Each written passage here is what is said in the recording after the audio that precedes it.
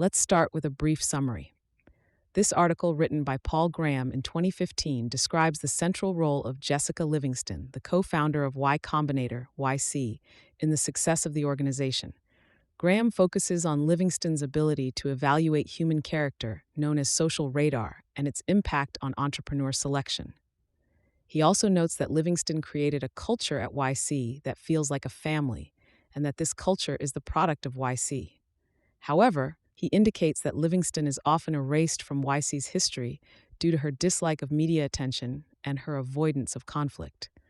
Graham argues that Livingston is the person who created YC and that more should be known about her.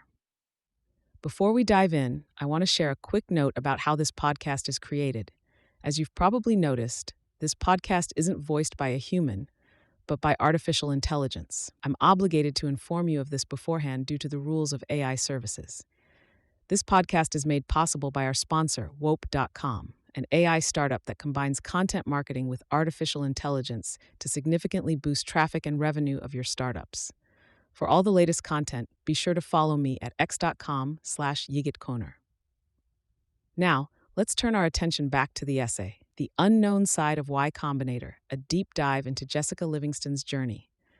Original title, Jessica Livingston, date November 2015. A few months ago, an article about Y Combinator said that early on it had been a one-man show. It's sadly common to read that sort of thing.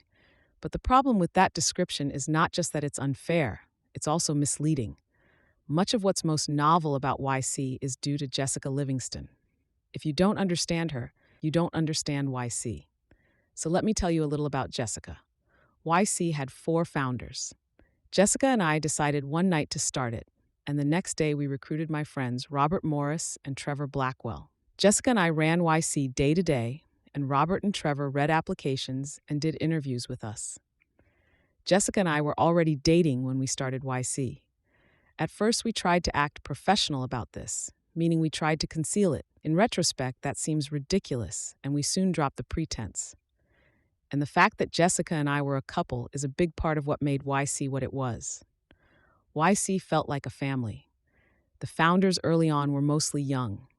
We all had dinner together once a week, cooked for the first couple years by me. Our first building had been a private home.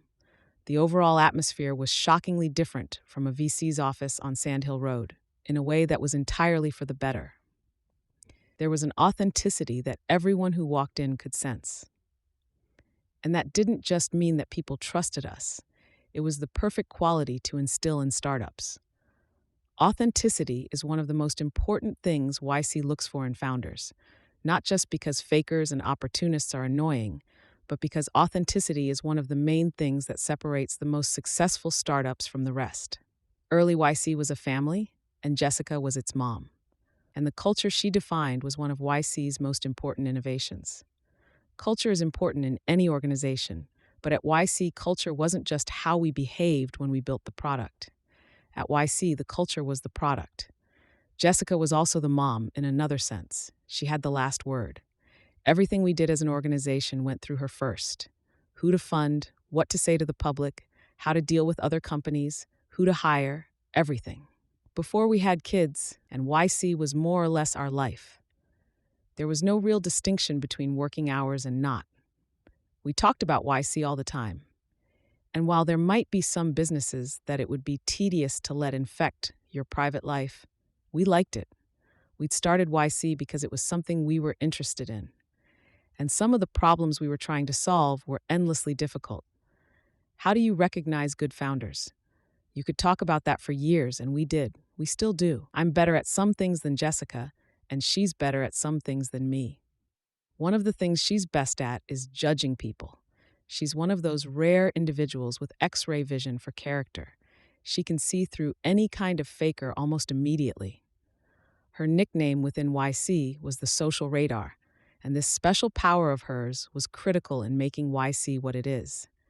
The earlier you pick startups, the more you're picking the founders. Later stage investors get to try products and look at growth numbers. At the stage where YC invests, there is often neither a product nor any numbers.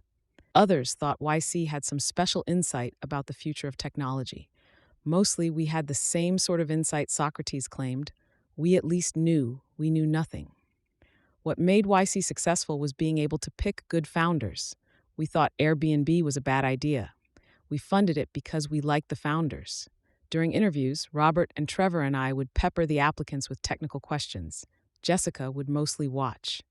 A lot of the applicants probably read her as some kind of secretary, especially early on, because she was the one who'd go out and get each new group, and she didn't ask many questions. She was okay with that. It was easier for her to watch people if they didn't notice her. But after the interview, the three of us would turn to Jessica and ask, "What does the social radar say?" Having the social radar at interviews wasn't just how we picked founders who'd be successful. It was also how we picked founders who were good people. At first, we did this because we couldn't help it. Imagine what it would feel like to have X-ray vision for character. Being around bad people would be intolerable, so we'd refuse to fund founders whose characters we had doubts about, even if we thought they'd be successful. Though we initially did this out of self-indulgence, it turned out to be very valuable to YC. We didn't realize it in the beginning, but the people we were picking would become the YC alumni network. And once we picked them, unless they did something really egregious, they were going to be part of it for life. Some now think YC's alumni network is its most valuable feature. I personally think YC's advice is pretty good too, but the alumni network is certainly among the most valuable features. The level of trust and helpfulness is remarkable for a group of such size, and Jessica is the main reason why. As we later learned, it probably cost us little to reject people whose characters we had doubts about, because how good founders are and how well they do are not orthogonal. paulgraham.com, mean.html. If bad founders succeed at all, they tend to sell early. The most successful founders are almost all good. If Jessica was so important to YC, why don't more people realize it? Partly because I'm a writer, and writers always get disproportionate attention. YC's brand was initially my brand, and our applicants were people who'd read my essays. But there is another reason. Jessica hates attention. Talking to reporters makes her nervous. The thought of giving a talk paralyzes her. She was even uncomfortable at our wedding because the bride is always the center of attention. It's not just because she's shy that she hates attention, but because it throws off the social radar. She can't be herself. You can't watch people when everyone is watching you. Another reason attention worries her is that she hates bragging. In anything she does that's publicly visible, her biggest fear, after the obvious fear that it will be bad, is that it will seem ostentatious. She says being too modest is a common problem for women.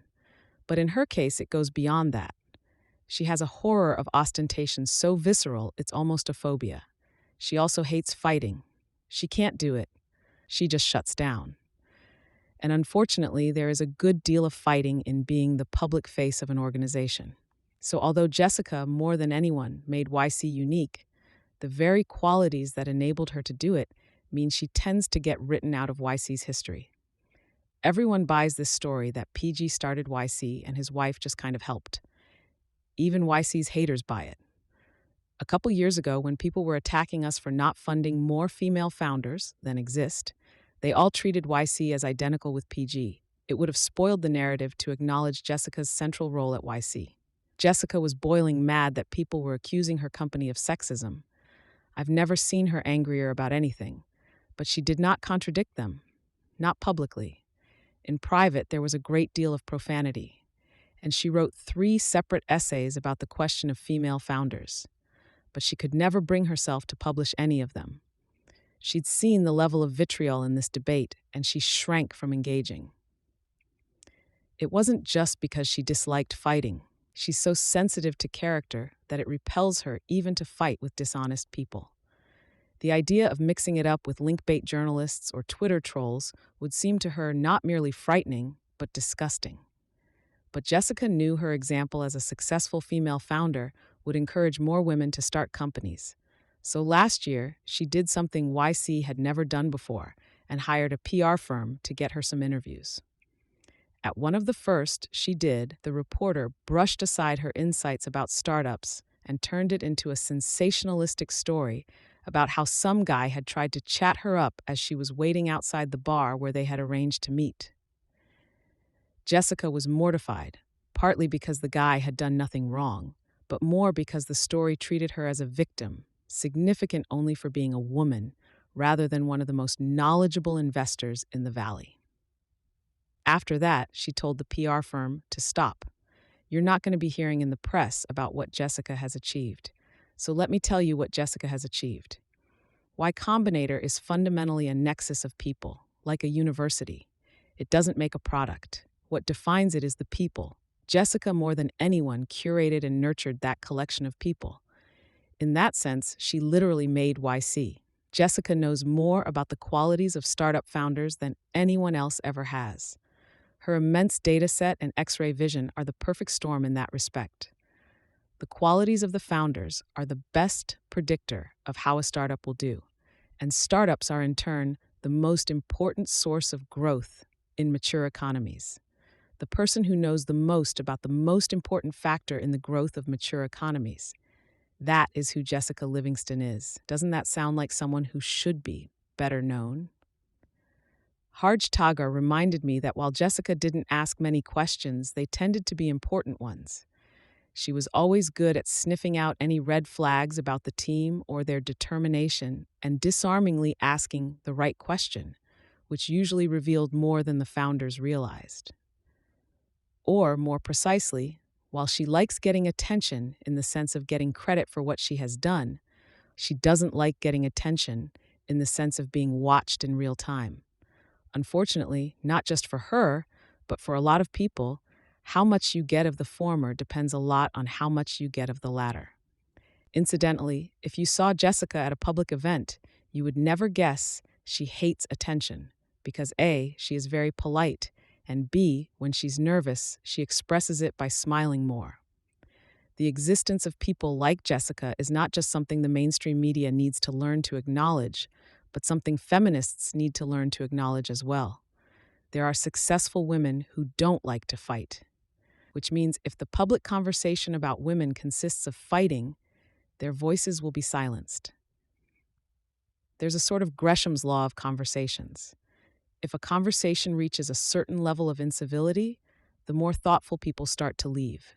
No one understands female founders better than Jessica, but it's unlikely anyone will ever hear her speak candidly about the topic. She ventured a toe in that water a while ago, and the reaction was so violent that she decided never again. Thanks to Sam Altman, Paul Buchheit, Patrick Collison, Daniel Gackle, Carolyn Levy, John Levy, Kirsty Nathu, Robert Morris, Jeff Ralston, and Harj Tagar for reading drafts of this. And yes, Jessica Livingston, who made me cut surprisingly little.